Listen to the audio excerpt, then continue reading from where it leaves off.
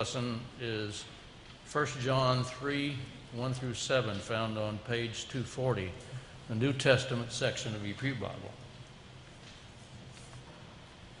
See what love the Father has given us, that we should be called children of God, and that is what we are. The reason the world does not know us is that it did not know him. Beloved, we are God's children now. What we will be has not yet been revealed. We will be like him, for we will see him as he is.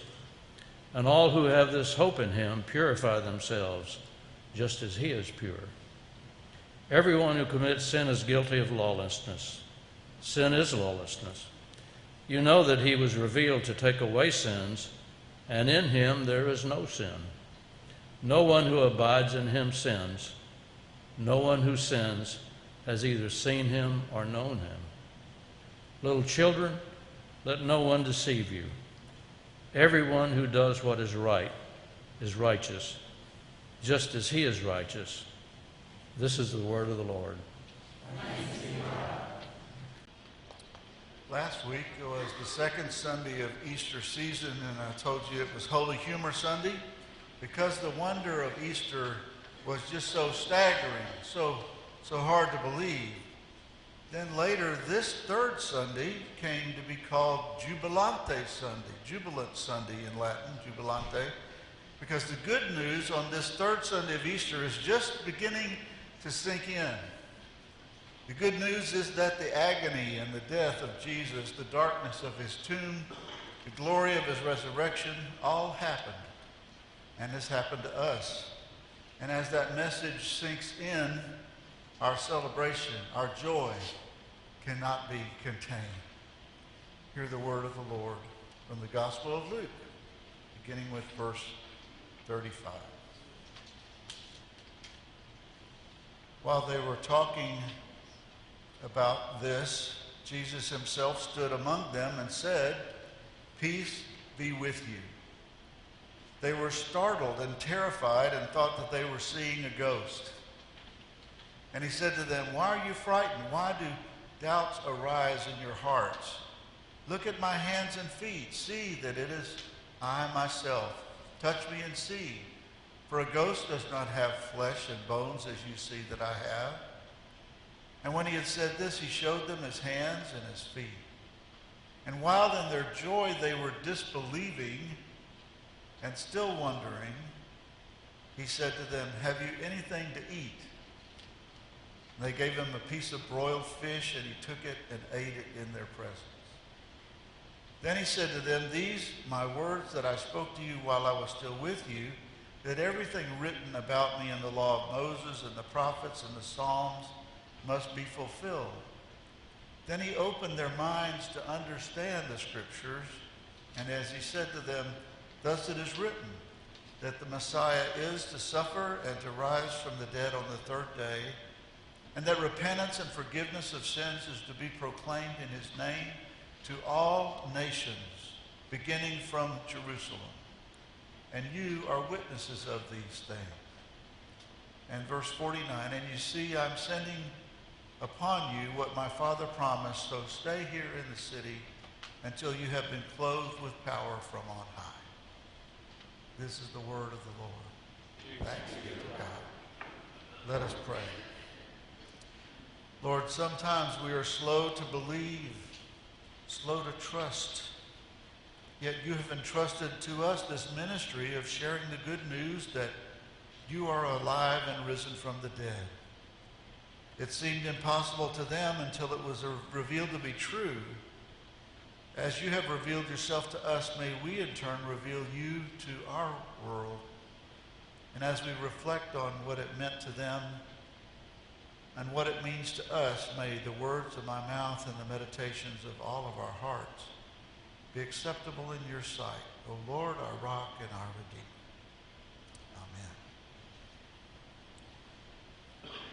On Easter Sunday, a friend of mine has a farm in Shiner, Texas, and she attended a Lutheran church.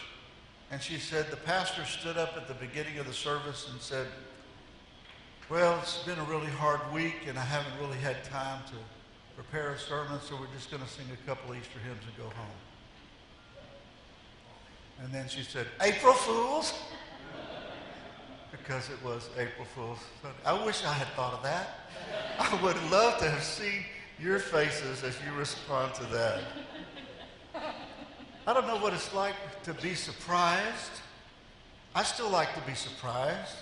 See something happen that wasn't planned. Something I didn't think was possible.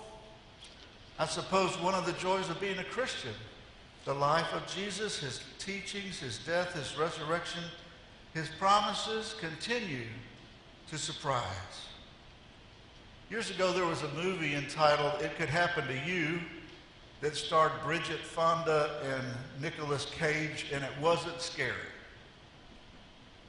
Well, maybe in a way. It was the story of a New York cop named Charlie having coffee in a New York diner, and finished, he reached into his pocket and saw that he didn't have any money for a tip.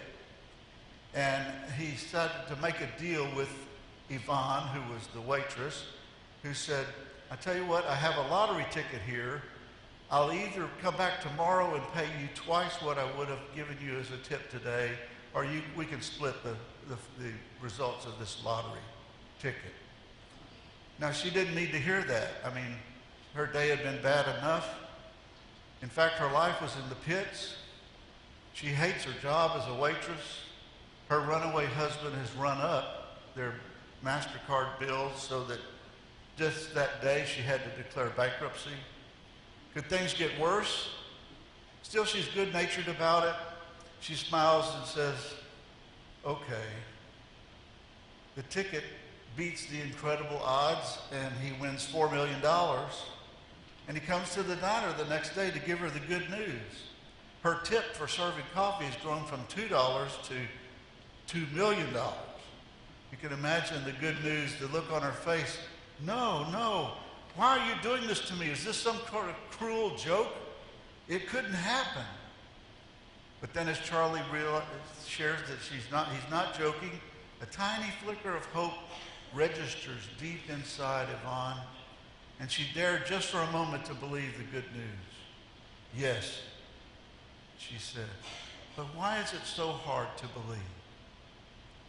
As the largeness of Charlie's gift grips her, she suddenly finds herself dancing, swirling around the tables of customers, contemplating her new life, a life forever changed by Charlie's free gift. The little New York diner is the scene of unexpected, overwhelming, hard to believe joy. Our gospel lesson takes us to another scene of unexpected, overwhelming, hard to believe joy. The story comes not from New York, but from the New Testament. And the scene is not, though, unlike a New York diner. There's fish on the grill, sadness, confusion in the air. The disciples of the slain Jesus have come together. Like Yvonne, they've accepted their fate. Their leader was dead. Their hopes that Jesus would redeem Israel were bankrupt. Had Jesus not said that much when he was hanging on the cross? He said, "It is finished." Dared they think that the rabbi could defeat death? What are the chances of that happening? 1 in 10 million? Defeat death no one ever had. The chances are more like 1 in 10 billion.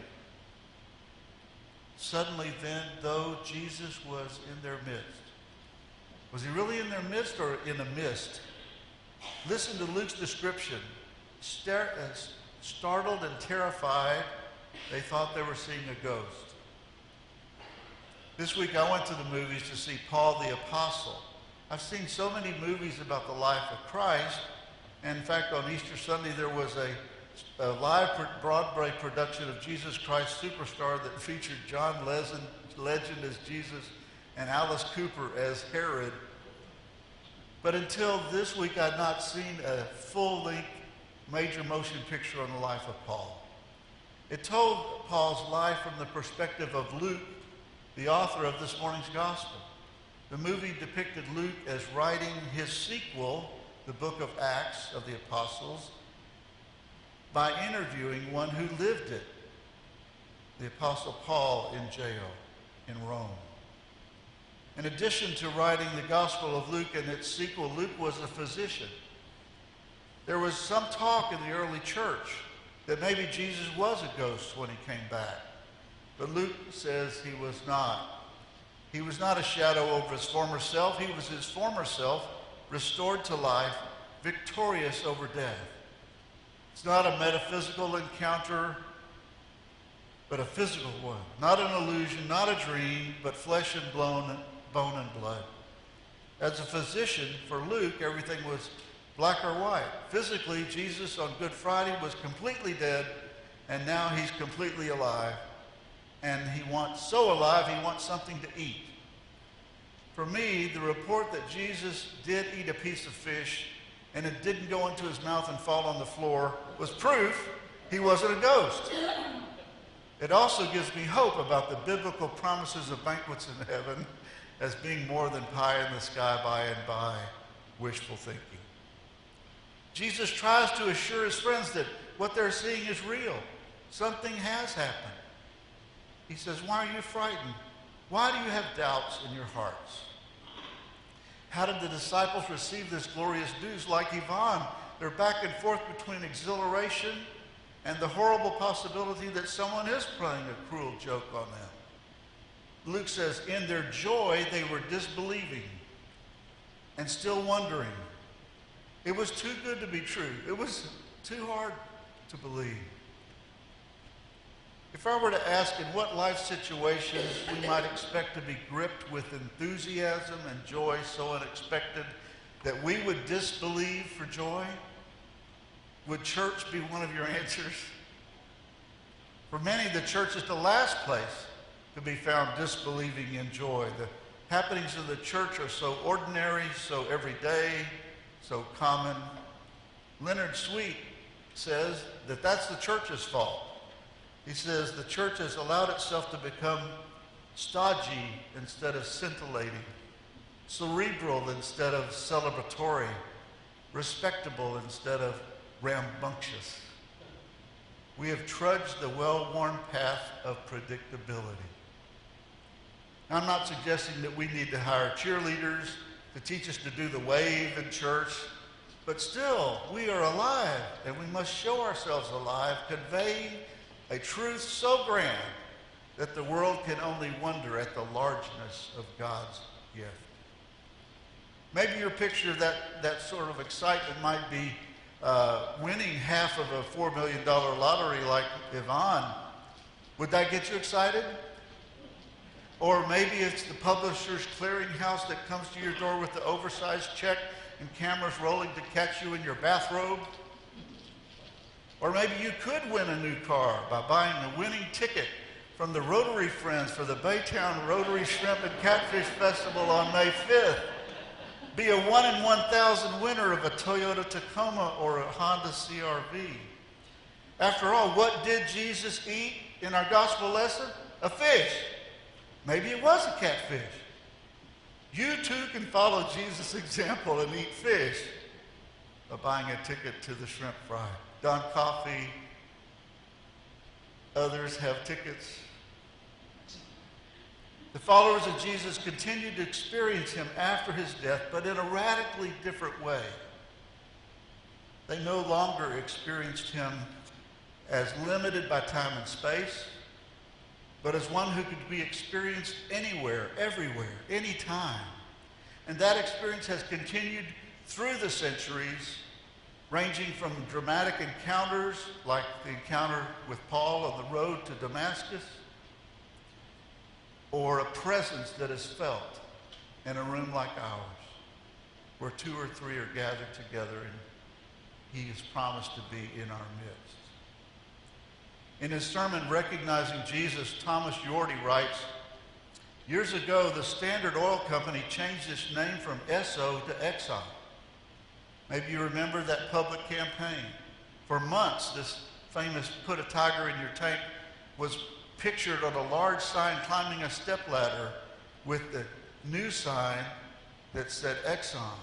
And then one day, Standard Oil stations across America no longer had their old Esso signs, but a new Exxon sign. It was a clever campaign, and the new Exxon signs, had they just shown up one day, people would have said, where did the Esso stations go? It took a time of transition. And in the early church, it took a time of transition for Jesus' followers to realize that the post-Easter Jesus, the risen Jesus, was the same Jesus they knew in Galilee, but in new and different and important ways.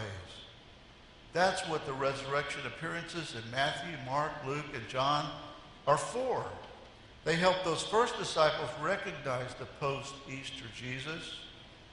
Before Easter, they knew him by the sound of his voice, the muscle of his arm, the stride in his gait. But after Jesus, they had to learn to recognize him in new ways. In the New York diner, when Yvonne finally accepted Charlie's message, she said, you don't have to give me this gift. Why are you doing this? And Charlie said, because a promise is a promise. When we accept God's great gift, we might ask a question similar. God, why are you doing this? And I'd like to think that God's answer is the same, because a promise is a promise. Even though it is hard to believe, even when it is hard to believe, God's promises are true. Death has been swallowed up in victory. Not only could it happen, it did happen to you and to me. The victory is ours when we accept the free gift, even though, and especially when, it's hard to believe.